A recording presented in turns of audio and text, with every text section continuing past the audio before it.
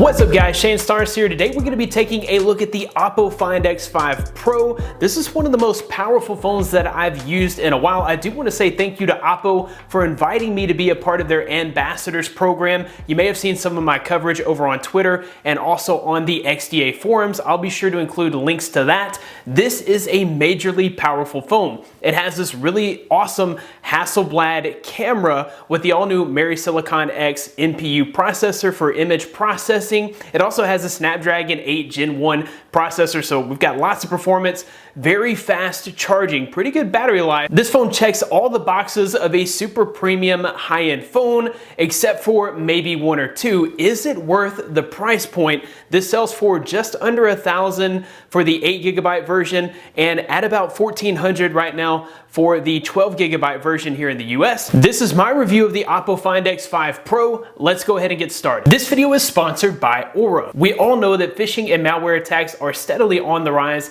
since 2019. In fact, Cisco recently reported that 86% of organizations had at least one person to click on a phishing link. And let's be honest, anyone could fall victim to a phishing attack. Hackers are getting super sophisticated, making very realistic emails, linking to very realistic websites. And even if you are super savvy, there's no guarantee that your family knows how to avoid these attacks. Aura provides all-in-one digital safety for the entire family. By taking proactive steps, they're doing more than just simply alerting you when things go awry. Aura offers features like transaction monitoring, credit report monitoring, and even dark web monitoring.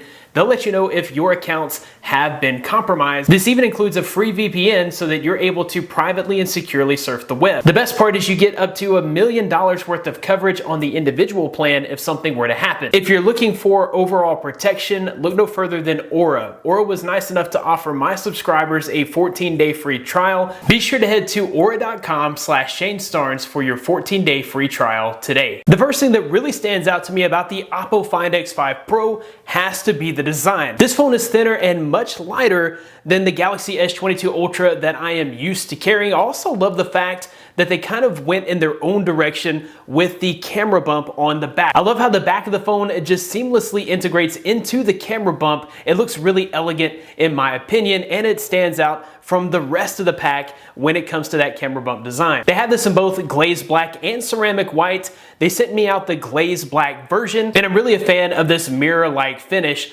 on the back. Overall, this phone feels super premium with that ceramic coating. Also like the fact that it does have curved edges on both the front and the back. It kind of tapers into a very thin edge, making the phone feel even thinner than it actually is. On the right side of the phone, you will find a perfectly placed power button. It's right there where my thumb usually would rest.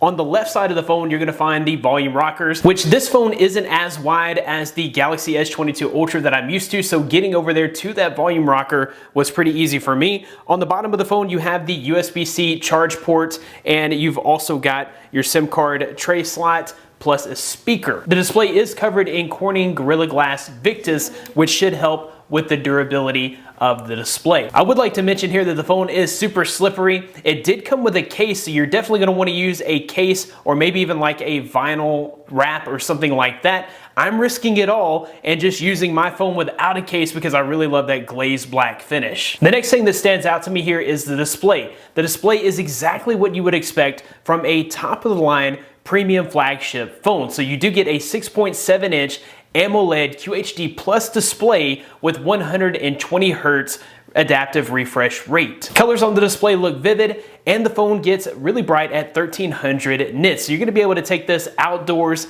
in the sunlight and still be able to see your phone regardless of whether you're in a bright lighting condition or indoors in the dark. With the 120 Hz dynamic refresh rate, you're not going to experience any lag when you're scrolling through your Twitter or Facebook feed or just surfing the web, and it's also going to help when you are gaming. This also has a 240 Hz touch responsive rate, which will also help you to have a competitive edge in mobile gaming. The camera cutout on the top left-hand side of the screen doesn't really intrude on the viewing experience, and I love the fact that we had this in-display fingerprint scanner, which is actually really fast and accurate. When it comes to the Oppo Find X5 Pro, the camera has to be the main focal point of this phone. I have to tell you that I am not a professional photographer. Most of the shots that I take are just quickly pointing and shooting, and I usually use the automatic settings within the camera. That being said, I was able to get some really incredible shots with this phone. The main camera here is a 50 megapixel f1.7 aperture lens. We've also got a 50 megapixel f2.2 ultra wide camera with a 110 degree field of view, and the camera experience is wrapped up with a 13 megapixel 2.4 aperture telephoto lens with 2x optical zoom. When it comes to the main camera, photos look amazing, whether I'm shooting in very well lit conditions or even when I'm shooting at night. So I actually took this camera out to my downtown area and took lots of photos at night, and thanks to the Silicon X NPU, these images turned out stunning. Also noticed that there's tons of detail in these photos and the colors look amazing. I was also very impressed with the ultra wide lens. There again, whether shooting in bright sunny conditions or at night, I was able to get really good shots with this ultra wide lens. I also love the fact that there is a macro mode with that ultra wide lens, so you can get really good close-ups on different things, which I was able to get some really good macro shots as well. What I would have loved to have seen here, especially considering the price point and the competition, would have been like a periscope zoom. 2x optical zoom was still okay. It would have been nice to see at least a 3x optical zoom or even like a 10x optical zoom. Zooming on this phone is just not really comparable to something like the Galaxy S22 Ultra. The front camera here is a 32 megapixel selfie shooter, and for me it just felt a little flat. I think it's going to be great if you're doing like video conferencing or something like that, but most of the images that I was able to grab with this were a bit washed out, and I didn't think that they were an accurate representation of the shots that I was taking. So if you take a lot of selfies, that may be something to consider. When it comes to video recording on this camera does do a great job with video. You can also do 4K at either 30 or 60 frames per second, and there's a 1080p mode. I think stabilization on videos was pretty awesome. There were a few interesting shooting modes. The portrait mode here does an amazing job. I'm able to get the subject in focus and apply a bokeh background for a very pro effect. There is also a pro user mode on the Oppo Find X5 Pro. So if you're into setting your own ISO, your white balance and things like that, you do have that option. And I think it's a great option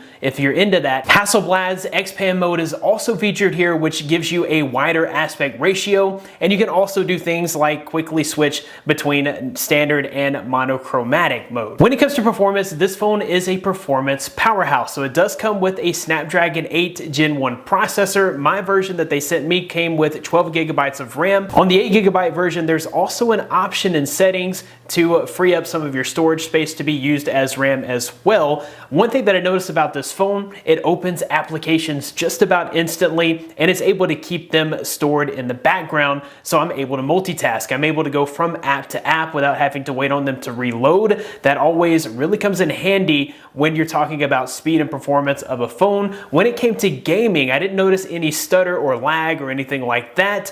One issue that I had, if I did any prolonged gaming, I did notice that the phone did heat up quite a bit, but that's just a common issue with the Snapdragon 8 Gen 1 processor. Overall, the performance on this phone was incredible. In my opinion, another main feature here is the battery life and charging capabilities of this phone. So it does come with a 5,000 milliamp hour battery, and I'd say that it powers up the phone par to the course when it comes to a flagship phone. So you have to consider the fact this is a 5G phone. It has a really nice bright screen and it has that powerful processor, all-consuming battery, but I was still able to get a full day's use out of a full charge and even have some battery left over at the end of the night. If you're looking at screen on time, I'm talking 5 to 6 hours of screen on time depending on how you're using your phone. If for some reason you do find yourself running out of battery, one of the main benefits here is that 80-watt fast charging. You're going to be able to charge from 0 to 100% in under 15 minutes, which is just absolutely insane. I think that's pretty awesome. This also has some of the fastest wireless charging that I've ever experienced. At 50 watts, you're able to get a full charge in right about 45 minutes. So I think that's another main benefit of this phone. This also has 10-watt reverse charging. So if you need to top up the charge on your smartwatch or even your earbuds or something like that, you're able to get legitimate wireless charging with the reverse 10-watt wireless charging. When it comes to the operating system, I didn't really have any major issues with ColorOS. I felt like it was light and snappy and functional. There were a few little quirks. I personally don't like all of my applications just kind of thrown up onto my home screen. I like to have an app button or an app drawer. Of course, I had to instantly go into settings and turn on the app drawer, which wasn't an issue. Some other things about, like, you know, going into the settings and trying to find a particular setting, those are things that once I was able to get used to, I was really happy with the ColorOS experience. Also really liked all of the theming capabilities. You can really make this phone look exactly how you want it. It's gonna best represent who you are. So I love the fact that there are all those theming capabilities. ColorOS did come pre-installed with a few things that I didn't care for. There was like a more apps folder, a hot games and hot apps folder. I could have done without those, but those were easy enough to remove from the home screen. There were also some exclusive ColorOS features that I really liked, like the privacy dashboard allows me to go in and manage access to permissions. I'm also a really big fan of the Oh Relax application, which gives you plenty of ambient noises that you can kind of turn on and get in that relaxing mood. And then there's also a hidden camera detector application, which can pick up and detect Wi-Fi cameras that are in the area. So I think that's a pretty neat feature as well. Overall, I've really enjoyed the Oppo Find X5 Pro. If you need a phone with very fast charging, good battery life, a great display, and a unique design, this may be the phone for you. If you need a phone with a good telephoto zoom lens, this may not be the phone for you, but overall, I have really enjoyed my time with this phone. That about wraps it up for this video. Thanks guys for watching. Be blessed. I'll see you in the next one.